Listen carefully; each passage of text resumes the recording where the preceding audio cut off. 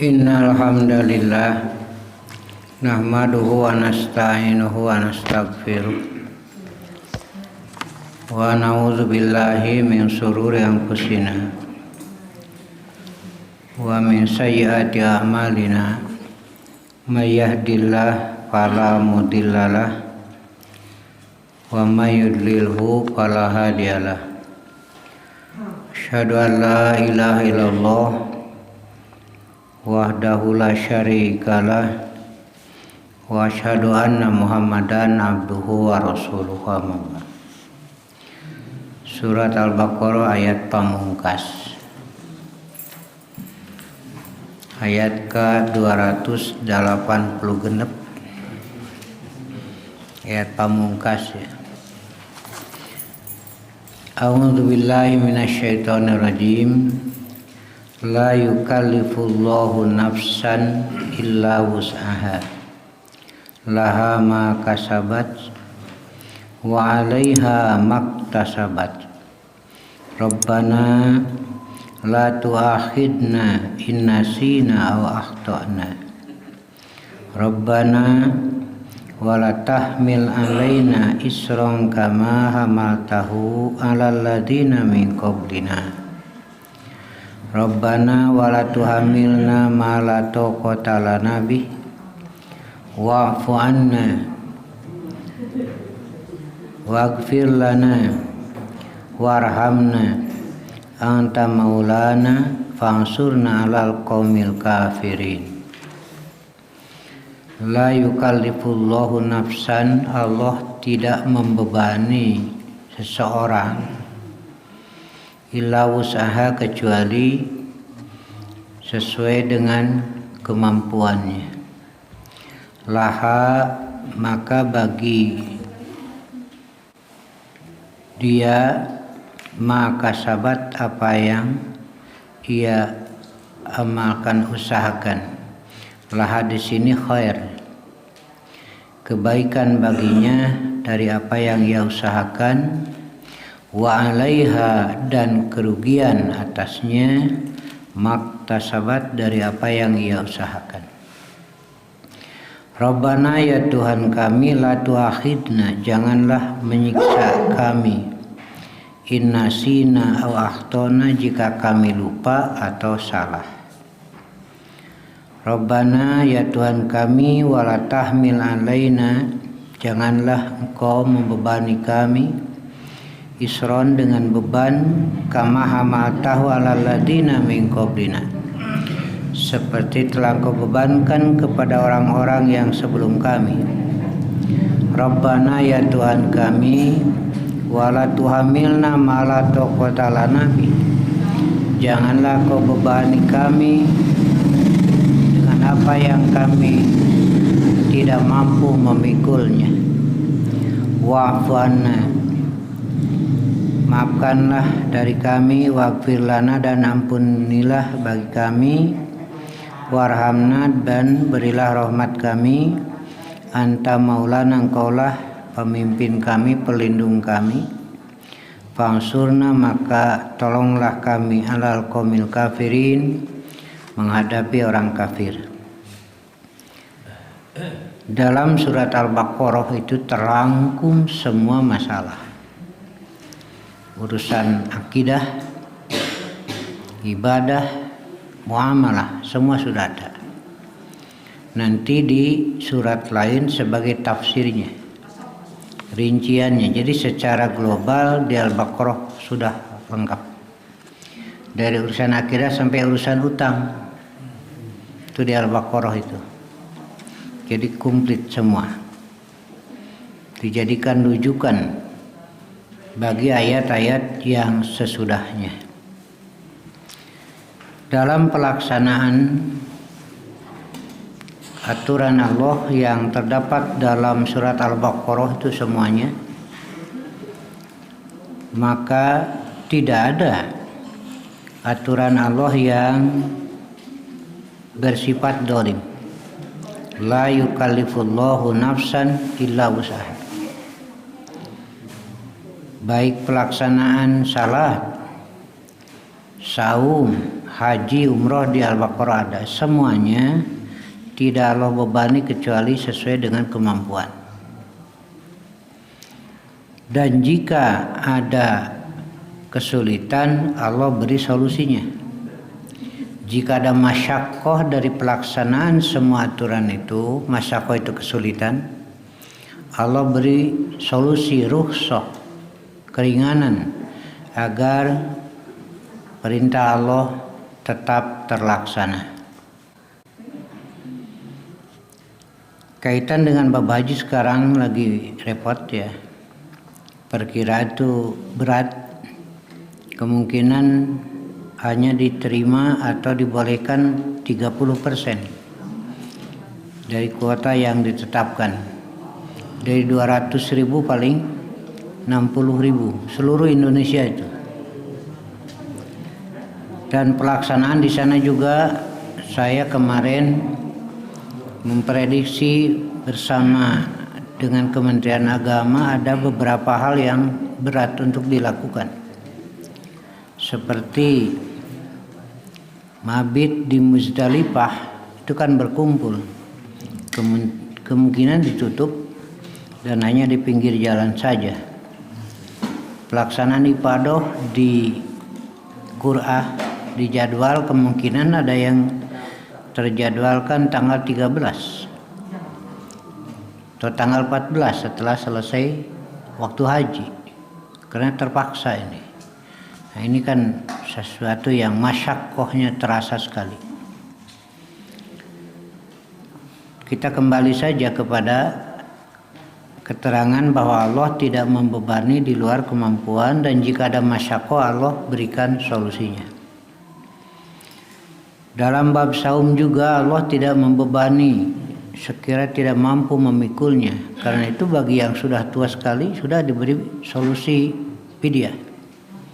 Bagi yang sakit diberi solusi qada. Bagi yang menyusui diberi solusi fidyah. Bagi yang menstruasi diberi solusi qada. Semuanya sudah ada. La yukallifullahu nafsan illa wus'aha. Ada yang mestinya fidyah tetapi miskin. Jangankan untuk fidyah, untuk makan sehari-hari saja repot. Allah tidak membebani dengan beban yang berat. Jika dia harus fidyah tapi tidak mampu karena miskin, ya menerima saja fidyah dari yang lain. Itu tidak berdosa karena tidak mampu. Iya. Nanti pada tanggal 1 Syawal zakat fitrah, kalau ada di rumah 10 jiwa ternyata mampunya hanya 5. Kalau benar mampunya begitu, maka 5 saja. Maka di sini dalam urusan dunia berlaku kaidah ma la yudraku kulluh la yutraku kulluh. Apa yang tidak bisa dilakukan semuanya, tidak bisa dicapai semuanya, jangan ditinggalkan semuanya. Sekaligus ini perbandingan ya. Juga misil, ini urusannya urusan dunia, urusan harta, zakat. Tapi kalau sholat mah nggak bisa, tidak bisa dicapai semuanya, jangan ditinggalkan semuanya. Tidak bisa opat atau tilu, lohor nggak bisa itu. Kalau tidak bisa sambil berdiri, sambil duduk, sambil berbaring, karena itu harus selesai. Nah, yang jadi persoalan sekarang itikaf. Ada yang malam saja itikaf, siang ngantor.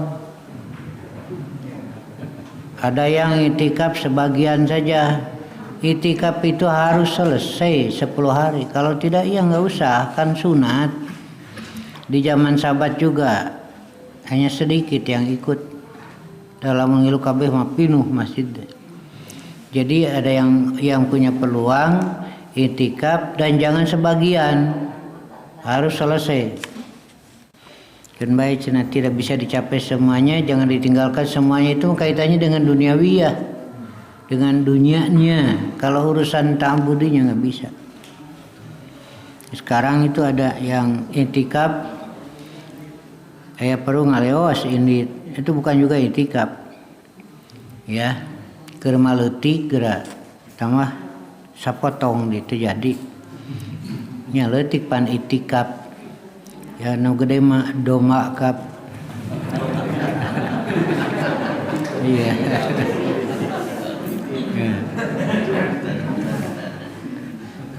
Dari aturan yang Allah siapkan dengan segala rukhsahnya, laha ma kasabat. Bagi dia, bagi jiwa itu akan dapatkan kebaikan dari usahanya sendiri, bukan usaha orang lain. Nah, sekaligus ini juga kita jelaskan bahwa seorang beramal tidak bisa diperuntukkan bagi yang lain. Di bulan Ramadan ada hadis yang menyatakan jika seorang meninggal dunia dan punya utang saum, maka laksanakan bayar oleh walinya. Hadisnya Bukhari.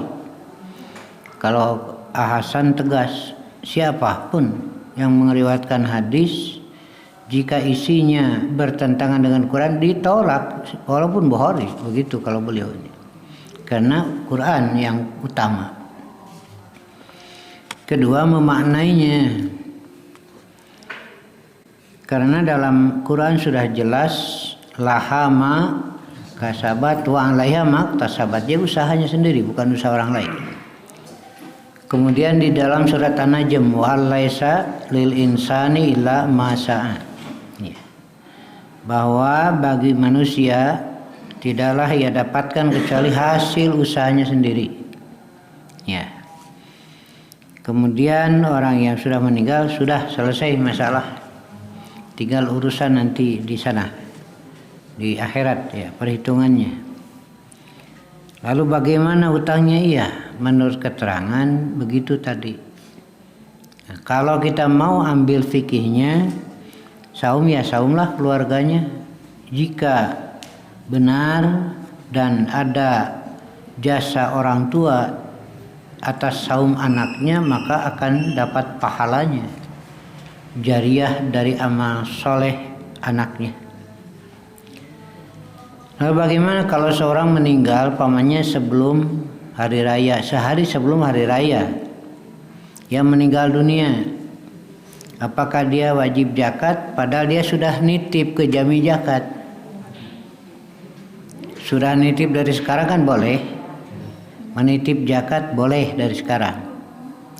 Ternyata hari akhir di bulan Ramadan meninggal dunia.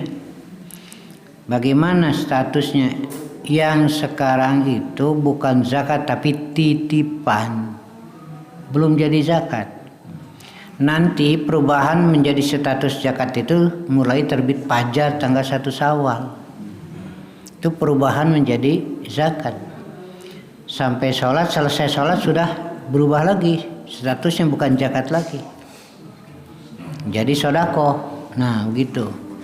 Karena ini merupakan titipan, sebaiknya bagi yang menitip zakat dari sekarang, kalaupun meninggal sehari sebelum Idul Fitri, sudah saja jadikan sodako dari sekarang. Kalau saya meninggal, tak itu ibu-ibunya kayak ibu-ibu ya mah.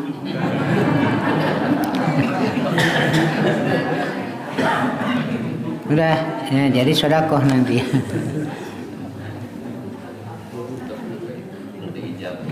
Jadi boleh dari sekarang nitip ke jami zakat dan nanti diberikan kepada mustahik mulai terbit fajar tanggal 1 Syawal, Yaumal Fitri. Yaum itu mulai terbit fajar sampai terbenam matahari, kemudian dibatasi dengan sholat Id, begitu ya. Dengan to'am, so'an min to'amin, satu so dari makanan, mau kurma, mau kacang, mau gandum, mau tepung, mau beras ya sama itu min to'amin. Boleh silakan.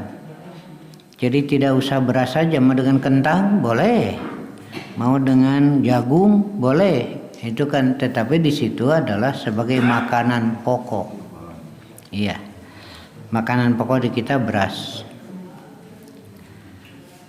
Kalau sekarang pamannya 2,5 kilo 30.000 ya, pamannya 2,5 kilo 30.000. Nah lalu kita berikan saja uang 30.000 boleh. Itu bukan zakat dengan uang. Karena ada yang bertahan dalilnya pun to'am makanan bukan dengan uang. Jadi ia tidak terima kalau ada yang memberi dengan uang. Dengan nilai boleh. Ada pertanyaan kepada saya, Ustadz, boleh tidak zakat dengan uang? Saya jawab, entong. Kenapa? 2 kali zakat rumah habis. Begitu kalau zakat dengan uang. Bayangkan saja 2,5 kilo. Dengan uang 2,5 kilo.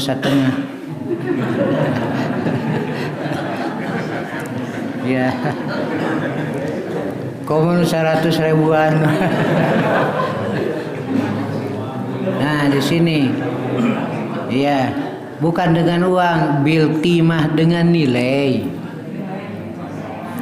Kalau 2,5 kilo beras itu senilai 30.000, lalu kita berikan 30.000, itu bukan dengan uang, bil qimah dengan nilai dari makanan itu boleh. Silakan, nggak apa-apa. Tapi jangan berpikiran zakat dengan uang. Iya, bil qimah namanya. Dengan nilai. Jadi kalau 2,5 kilo senilai 30.000, kita berikan 30.000, boleh. Itu namanya bil qimah. Ya, malah pernah di zaman Umar menarik pakaian karena sedang perlu sekali. Kalau dulu kan sulit pakaian itu. Artinya boleh dengan yang senilai dengan itu. Lalu ada masalah kalau begitu kurban juga boleh dengan uangnya saja. Enggak, kalau kurban mah ibadahnya azabhu, menyembeli. Kan kalau mudah mah beli dagingnya ke pasar.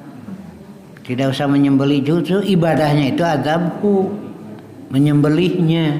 Adapun membagikannya teknis silakan saja, begitu. Nah, di sini hendaklah usahakan sebaik mungkin dan kita memilih amil zakat itu yang amanat. Karena ini urusan ta'budi, jangan ada pengkhianatan di sana, dosa besar itu. Lalu kepada siapa? Allah yang menetapkan, ini mustahiknya. Sudah, jangan keluar dari sana. Yang 8 itu.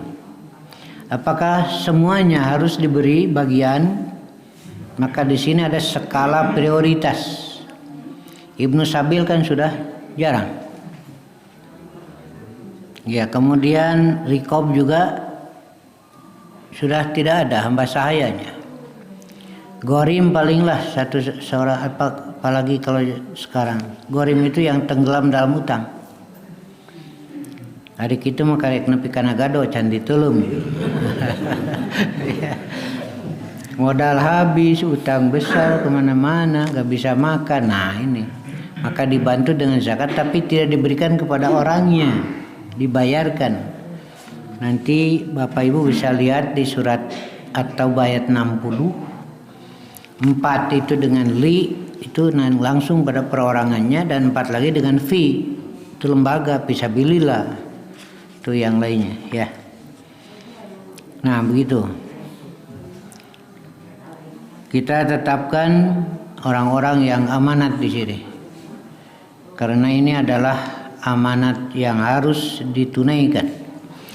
Karena itu amilin itu besar sekali pahalanya.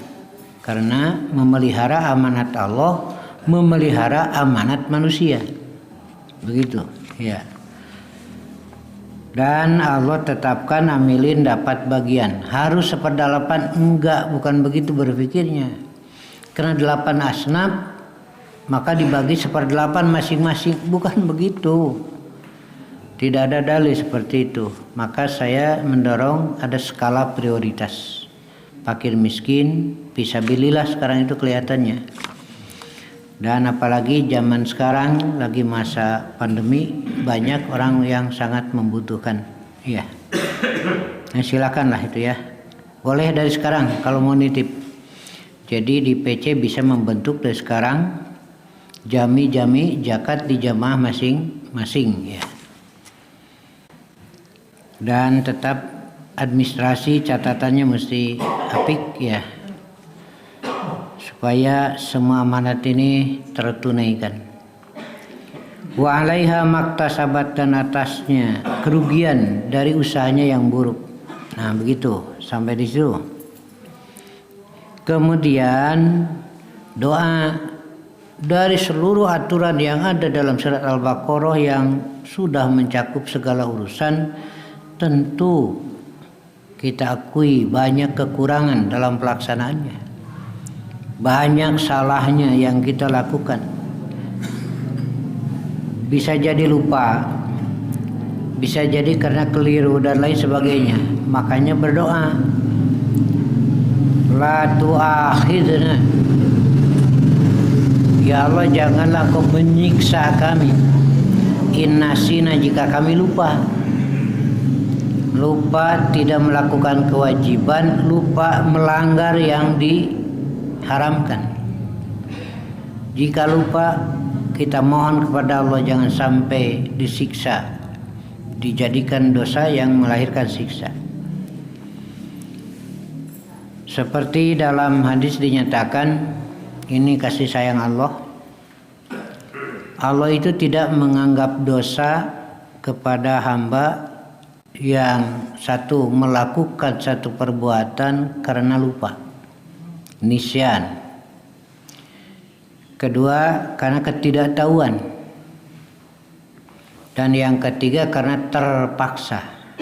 Nah, ini dari tiga ini kata Rasulullah, Allah tidak akan mencatat dosa. Satu, lupa, ngasaan sayur keur masak, poho sugan teh lain keur puasa, sekalian yang sanguna. Kalau lupa tidak berdosa, saumnya lanjutkan saja, itu sedekah dari Allah. Boleh ngasaan mah bukan makan. Yang tidak boleh itu kan makan, minum, bercampur ngasaan mah teu naon. Iya. Apabila kami lupa, jadi Allah tidak mencatat dosa, satu karena lupa, kedua karena ketidaktahuan, jahalah. Tetapi tentu saja ada pertanyaan, sampai kapan tidak tahunya? Ada tidak kemauan untuk mencari ilmu? Nah, itu ada tanggung jawabnya. Dan yang ketiga karena keterpaksaan. Nah, di kita ini kan masih berat, ada sistem yang mengikat. Kita belum bisa bebas. Sebagai contoh saja, kalau bapak atau ibu mau berangkat ke kantor, berangkat ke sekolah atau kemana saja, naik angkot. Itu kan ibu kemungkinan duduk itu ngareneng jeung bukan muhrim. Iya. Itu kan tidak boleh, tetapi inilah kondisi yang ada. Kalau ibu memilih angkot yang penumpangnya perempuan saja, kebahagiaannya kapan? Urusan sekolah bisa rusak. Urusan kantor bisa rusak, urusan rumah tangga bisa rusak. Jadi di sini ada al-maslahatul amah, maslahat umum yang lebih penting. Nah, gitu. Itu kan keterpaksaan, ya naik mah naik we lah kana angkot gitu, Bu. Atuh kebenaran ngareneng jeung nu kasep milik. Ngantok aja milihan. Ditawaran ku supir angkot karere teh aki-aki api-api moal teh eta beda gitu. Ya seperti naik ojek kan, tidak naik ojek juga bisa, tapi kapan sampainya? Banyak urusan-urusan yang penting bisa terbengkalai. Kapaksa we naik ojeknya kan bae atuh. Ngan sakabagianana we kade ulah milihan. Nya kapaksa atuh ngareneng da piraku atuh make eta diganyal di halangan ku triplek dah. Nah, itulah saya kira ini masalah istiqra juga. Dan tidak sedikit para pengusaha terpaksa mengambil uang dari bank karena karyawan harus dibayar. Karyawan, apalagi kondisi sekarang. Kemarin juga beberapa orang yang mengeluh, bagaimana Ustaz? Saya cuma jawab jika istiqroh, Allah memaafkan jika istiqroh. Tetapi kalau jika ada jalan lain, cari jalan lain. Jadi, kalau memang sudah tidak ada, ya inilah kondisi istiqroh di kita. Apakah sholat berjamaah mesti jarak 1 meter itu istiqroh? Berapa menit sih sholat berjamaah? Paling 10 menit ya. Kalau di mall, di pasar, berapa jam? Ya, apa itu istiqroh? Saya jadi bingung saya jawabnya. Gimana Ustadz berjamaah seperti itu? Tidak sesuai kan dengan perintah, mestinya dirapatkan safnya. Tapi kondisinya disebut berjamaah tidak memenuhi persyaratan berjamaah, disebut munfarid berjamaah. Supaya jadi bingung lah. Namanya ayat setengah berjamaah. Iya. Kemudian yang kedua, wala tahmil alaina isron kama hamalta alal ladina min qablina. Jangan bebani kami dengan beban seperti yang dulu. Karena kalau kita pikul beban seperti yang dulu tidak akan bisa kita pikul. Nah, itu Allah buktikan. Sholat wajib saja tidak 50 kali sehari semalam. Berat itu. Makanya hanya 5 kali tapi nilainya 10. Berarti sama dengan 50. Itu kasih sayang Allah. Geus di 5 kali ke oge teu daek di. Malah ada yang mengutak-atik menjadi 3 kali. Itu kan di Jawa Timur ya, muncul brosur sholat itu hanya 3 waktu ya. Hanya 3 waktu sholat itu. Sudah dikurangi itu. Masa masih saja menawar, itu sudah seimbang. 5 kali itu tidak berat. Tidak, yang berat itu bukan pekerjaannya tetapi hawa nafsunya. Iya. Karena itu Rasul mendorong, jika datang waktu salat segeralah lepaskan beban itu. Kan kita banyak beban persoalan, ditambah diku beban sholat tak salah urang. Bisa datang waktu nah engke dewe ya jadi beban. Coba lepaskan beban itu satu-satu. Darawe sholat berapa? 5 menit selesai, beban sudah lepas. Jeung geus jam 2 itu jeung can sholat, jeung keur nyieun kue jeung budak ceurik wae. Ayo heuy ngomong lain sholat kah ngomong weh. Nah tuh bener-bener we sholat beres. 5 menit selesai. Dasar awewe riu.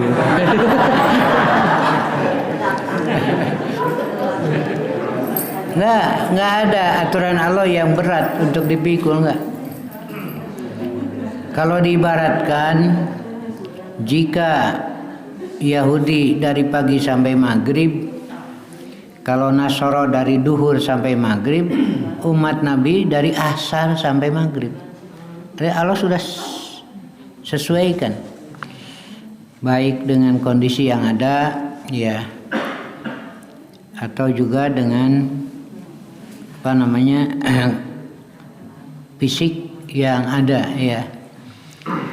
Nah itulah contoh saja sholat tidak 50 kali tapi 5, tapi 1 kali 10. Nah itulah kasih sayang Allah. Zakat fitrah cuma 1 sok, tidak memberatkan. Ya. Kalau lebih dari itu mungkin terasa berat. Ketika turun surat At-Taubah ayat 35 kalau tidak salah ya, bab zakat itu terasa berat oleh para sahabat itu. Kalau ini diserahkan semua, mana untuk keluarga, mana untuk anak warisan nanti, nah gitu. Karena terpikir oleh para sahabat semuanya diberikan. Lalu menghadaplah Rasulullah, Umar bin Khattab itu ya, menghadap Rasul dan menyatakan sesungguhnya ayat itu syakko alaina, berat. Lalu Rasul bertanya, bagaimana pikiran kalian itu? Apa kalian pikir semuanya? Tidak. Hanya 2,5%-nya rata-rata dari 100%. Dan itu pun untuk kamu juga nanti di akhirat. Ini yang 97,5 silahkan manfaatkan di dunia, tapi untuk kamu cuma 2,5 kan? Untuk kamu juga di akhirat. Karena jika kamu mati, ini yang 97,5 ditinggalkan. Jadi untuk kamu ini. Jika tidak 2,5%, kamu tinggalkan semua di dunia. Untuk kamu di akhirat mana? Nah itu. Oh iya, kata sahabat ngerti cenah mah sugan teh sadayana dibikeun. Nah, jadi yang kita berikan itu sebagian untuk kita bukan untuk lain, karena yang tersisa belum tentu bisa kita manfaatkan. Bisa jadi ya menjadi darurat dan lain sebagainya. Tidak Allah bebani. Satu, saum juga tidak sehari semalam begitu. 30 hari 3 malam tidak. 7 hari 3 malam tidak, itu berat pasti. Maka Allah tetapkan yang ringan. Hanya pindah makan. Dari terbit fajar sampai terbenam matahari. Kan tetap 2 kali makannya. Malah lebih besar. Ketika buka mah segala dihuapkan. Dari keresauma itu bagaikan orang yang sedang berjalan-jalan, banyak yang menarik. Kayak tukang peuyeum meuli seungit, meuli itu. Keresauma da bulan Syawal wah re-are. Beuli keur buka. Ningali aya roti, beuli keur buka. Ningali aya cau, beuli keur buka gitu we pan gunukeun. Nepi kana waktuna buka teh beak we da gemul. Silahkan, tetapi Rasul mengamanatkan jangan kamu letakkan makanan di atas makanan. Maksudnya dina beuteung, cikana atuh dahar gede keneh ke heula we tangguh. Kabeh we diasupkeun. Nya tarawih teh ripuh. Mangkana ngimaman. Iya. Ini kan tidak berat. Kemudian muncul cara-cara yang memberatkan. Satu, pikiran muncul ketika jam 5 sore tidur, bangun jam 8, berarti pas waktu buka terlewat. Tidak boleh makan minum lagi sampai besok maghrib.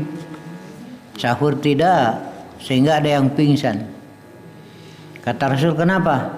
Terangkan begitu. Rasul marah. Kenapa kau hianati? Jadi aturan Allah tidak ada yang seperti itu. Tidak ada aturan apabila terlewat ya waktu buka.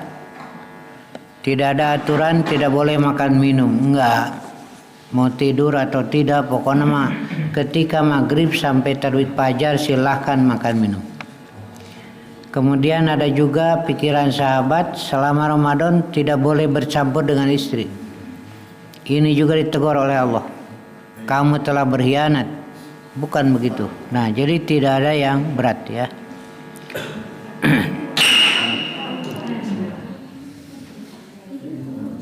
Tidak seperti yang dibebankan kepada umat yang sebelumnya.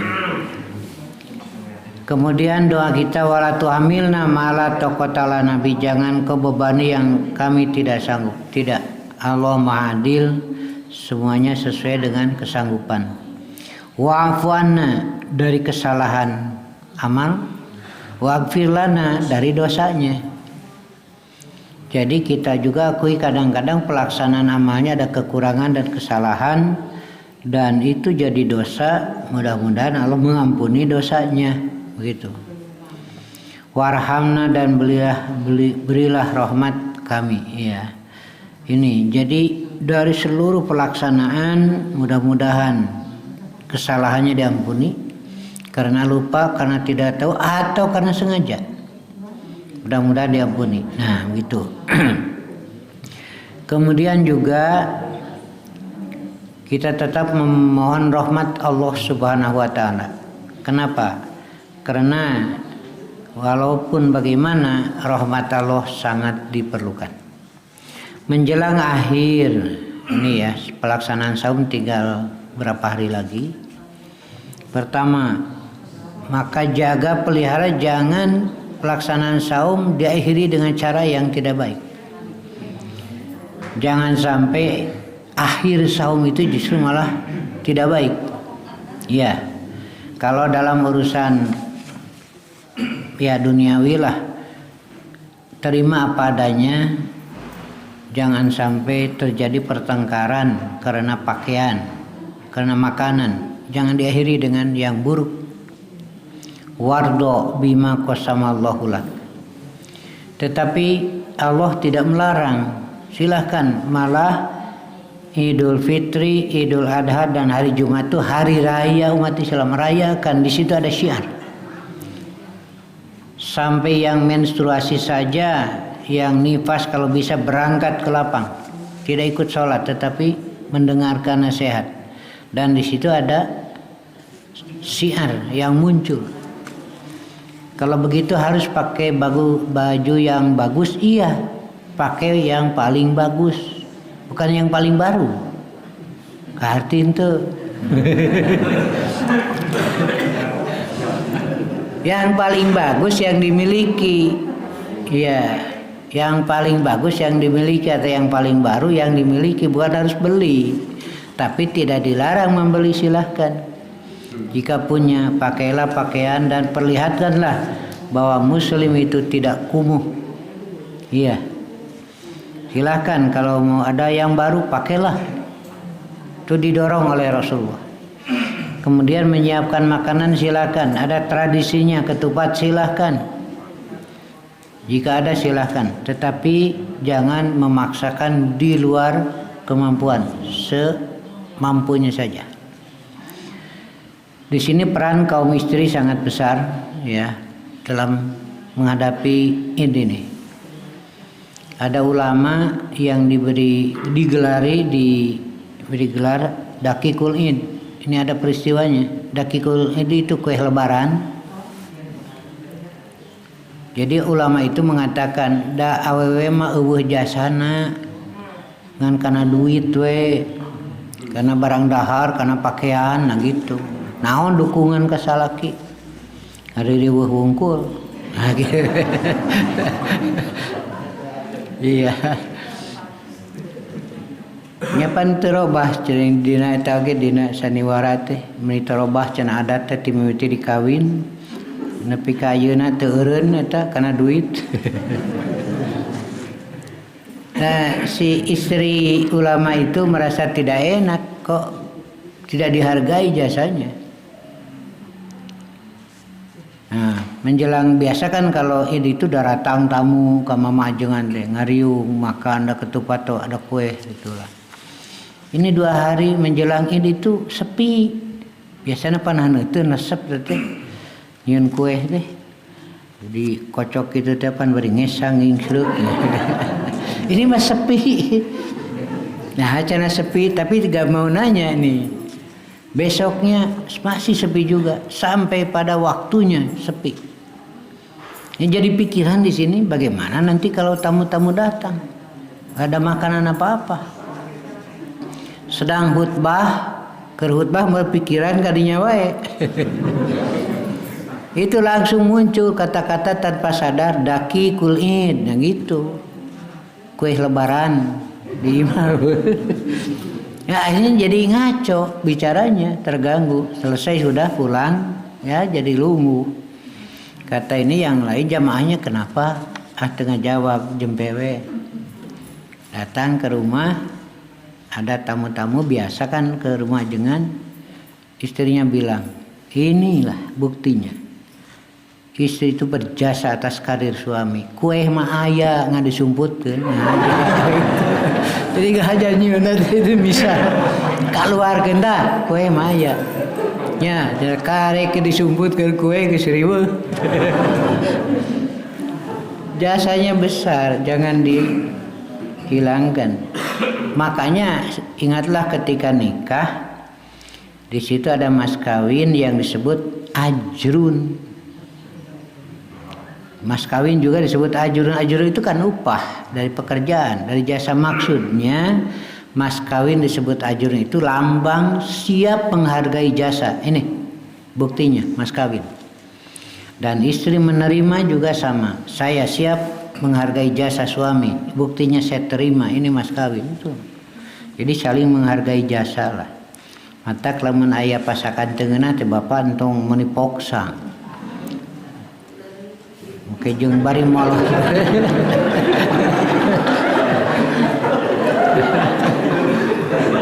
Iya. Tapi ka bari molotot pan. Aya anu bijaksana mah teriweuh tunawe na meja teh eta cara-cara masak meuli buku leutik teriweuh jempeh we nya pamajikan teh kudu ngarti teh mah anger we kitu ku cara bijaksana teu ngarti hari disebut teu ngeunah ambek jadi salaki jujur teh kala ambek wah rawas cenah ieu tuangeun teh seuri we tos we sing ngarti teh kitu teh iya nah itulah ya kita kembali jadi segalanya sudah diatur tapi salahnya ada kita mohon maaf dari kesalahan cara beramal maaf itu dan memohon ampunan dari dosa karena salah beramal jadi dua di sini wa'fu anna waghfir lana maafkan kami dari cara amal yang salah waghfir lana ampunilah dosa kami dari dosa salah beramal jadi dua-duanya di sini warhamna dan berilah rahmat kami karena engkaulah pemimpin pelindung kami nah diakhiri pansurna alal qaumil kafirin dalam melaksanakan agama yang diatur oleh Allah di surat Al-Baqarah dari akhir sampai akhir pasti kita hadapi orang kafir yang berusaha menghalangi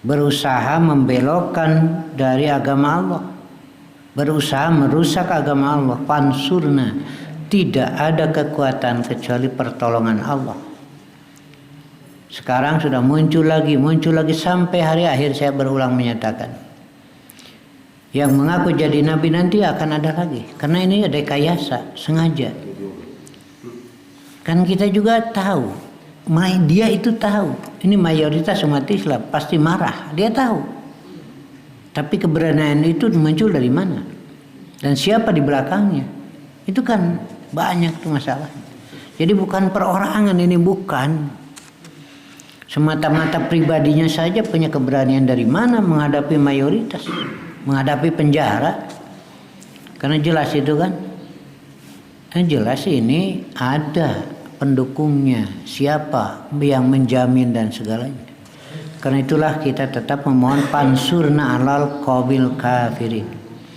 tolonglah kami menghadapi orang-orang kafir itu nah Allah akan beri pertolongan ketika kita memelihara agama Allah intan surullah yansurkum jika kamu menolong Allah Allah akan menolong kamu yang dimaksud adalah memelihara agamanya memelihara kemurniannya ini kan sudah jelas dari luar lalu dari dalam juga muncul yang merusak kemurniannya sekarang kan makin terbuka saya pernah membuat contoh ketika seminar kemarin contoh saja dua perkara yang bertentangan mustahil benar dua-duanya. Dua perkara yang bertentangan mustahil benar dua-duanya. Bisa jadi yang benar itu satu atau dua-duanya salah. Begitu.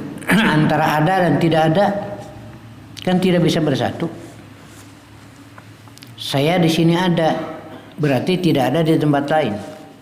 Mustahil saya ada di dua tempat dalam waktu yang sama. Paham ya? Apalagi bisa di 4 tempat dalam waktu yang sama atuh ngeunah nyandung teh. Kan tidak kehilangan. Istri itu tidak kehilangan. Nah, bisa berada di 4 tempat dalam satu waktu beres sama tuh. Iya. Iya. Ada yang mengkritik saya. Ustaz cenah ngaroko wae. Cing di bulan Ramadan mah ketat teu meunang. Kemarin tuh ngobrol lain cenah ketat aya nama Ramadan teu meunang minum cikopi, komo ciga nitri mengarokok gitu meunang. Tapi ketika bau rokok pulang ke rumah kan istri saya senang, tenang.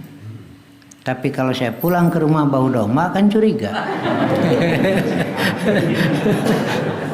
Curiga ya cara tos ekah ti mana. Itu kan mustahil. Akidah ini muncul sekarang merusak. Ada orang yang dianggap hebat, punya khariqul adah, istilah agamanya. Khariqul adah itu keluar biasaan. Di Indonesia ada, di Mekah aya ke umroh, wadul, itu aja udah. Kenapa? Satu orang tidak mungkin berada di dua tempat dalam waktu yang sama. Tuh, satu tuh catatan, tuh bohong semua. Saya sampaikan ini, banyak juga yang tidak senang karena banyak yang merasa, guru saya mah hebat gitu. Saya sampaikan manusia tidak ada yang seperti Tuhan. Nah, ini kan tidak terasa bisa merusak akidah. Iya, ada orang-orang yang dianggap hebat karena keilmuannya. Satu, kedua, dua masalah yang bertentangan mustahil benar dua-duanya. Tapi kalau berbeda bisa jadi. Dua perkara yang berbeda benar dua-duanya bisa jadi. Bisa itu. Ya. Seperti dua perkara yang berbeda, pamannya di luar Ramadan ada sholat tahajud dengan formasi 4-4-3, ada 2-2-2-2-3, beda kan? Tapi dua-duanya benar. Kalau di luar Ramadan. Tetapi yang bertentangan mustahil benar dua-duanya. Saya buat contoh kunut subuh yang terus dawam. Kata seorang menyatakan sunnah, seorang menyatakan bid'ah, ini kan bertentangan. Lalu yang mau kunut boleh, yang tidak boleh, itu kan bukan jawaban. Karena ini dua perkara yang bertentangan mesti jelas, begitu. Ada lagi yang menjawab, yang kunut bagus, yang tidak kunut bagus, yang jelek itu yang tidak sholat, itu kan, itu mah cari aman. Supaya dionang ku sararea. Ya, tapi kebenaran yang hakikinya tidak muncul. Nah, begitu ya. Jadi ada yang dari luar, Yahudi, Nasoro, komunis dan lain sebagainya, terus ya berusaha merongrong dengan berbagai macam cara, dan juga tidak sedikit dari dalam dengan cara menggunakan dalil tetapi maksudnya batil. Yang ketiga, tidak maksud batil, enggak. Maksudnya menyampaikan petunjuk. Maksudnya bagus, mengajak, tetapi kadang-kadang caranya keluar dari Quran dan Sunnah. Yang penting mah manusia mau saja dulu. Eta teh 10 tahun terubah-ubah. Nah, ini juga ada, tidak ada niat buruk, tapi caranya justru tidak sampai kepada kebenaran yang hakiki. Ya, begitulah, mudah-mudahan Allah memaafkan segala kesalahan kita. Mengakhiri Ramadan jangan diakhiri dengan sesuatu yang merusak nilai kebaikan, dan Allah memberi peluang apabila ada kekurangan-kekurangan dari saum ini, mudah-mudahan bisa dibersihkan dengan pelaksanaan zakat fitrah. Jadi zakat fitrah itu adalah tu'matan lil masakin. Ini tansis namanya, skala prioritas. Memberi makan kepada fakir miskin, dan juga tuhrotan. Mudah-mudahan kesalahan-kesalahan dalam saum kita juga bisa dibersihkan dengan pelaksanaan zakat fitrah. Sekali lagi kepada yang biasa membentuk amil-amil zakat, silakan dari sekarang juga bisa dimulai.